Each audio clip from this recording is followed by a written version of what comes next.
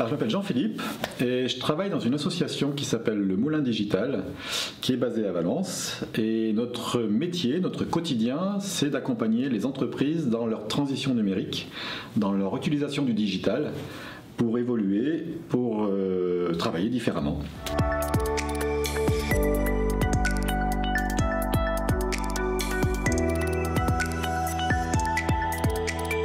Les bénéfices sont multiples, mais la première chose qu'il faut dire, c'est qu'il y a bénéfice. C'est-à-dire qu'une entreprise aujourd'hui qui se préoccupe du numérique est une entreprise qui commence déjà à s'adapter à un besoin qui est celui de ses clients.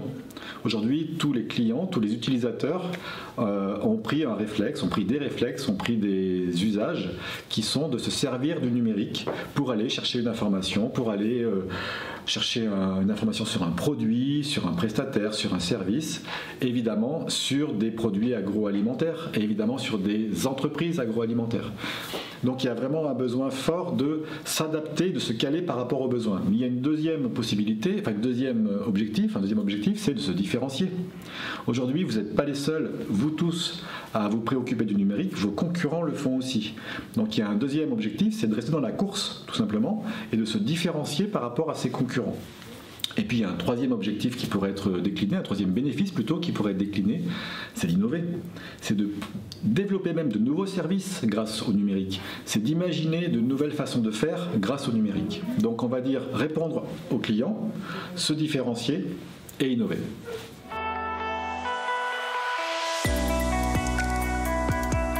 Aujourd'hui, le numérique impacte tous les process de l'entreprise. La gestion de stock, la logistique, la communication, la notoriété, la prospection commerciale, le support après-vente. Bref, tous les supports sont concernés. Donc oui, ça concerne, mais vraiment, ça concerne tous les professionnels, finalement, tous les métiers que l'entreprise intègre. Ça va effectivement, alors le plus... en volume, le plus évident, ça va être la visibilité. Aujourd'hui, travailler sa visibilité via le web en tant qu'entreprise est celui qui est le plus volumineux et presque l'interface le plus communiquée finalement. Mais en interne, les process internes sont évidemment concernés jusqu'à la fabrication elle-même. Donc en tant qu'entreprise agroalimentaire, vous avez finalement à vous préoccuper de l'ensemble de ces process et de voir sur chacun de ces process comment le numérique peut faciliter, fluidifier, optimiser la mise en œuvre.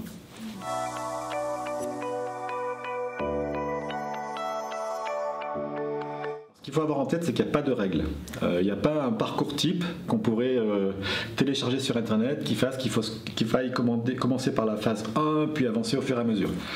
Chaque entreprise va être différente par rapport à cette mise en œuvre.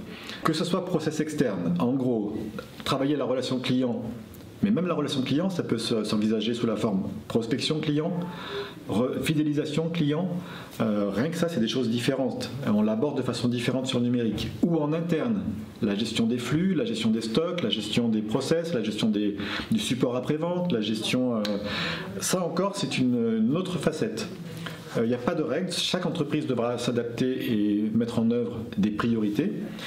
Il ne faut juste pas oublier une chose, c'est que ceux qui vont mettre en œuvre cette transition numérique sont les gens de l'entreprise. Et donc il va falloir aussi s'adapter à ça et peut-être se dire que actuellement le service logistique a une volonté de travailler ça avec le numérique, peut-être que c'est là la priorité.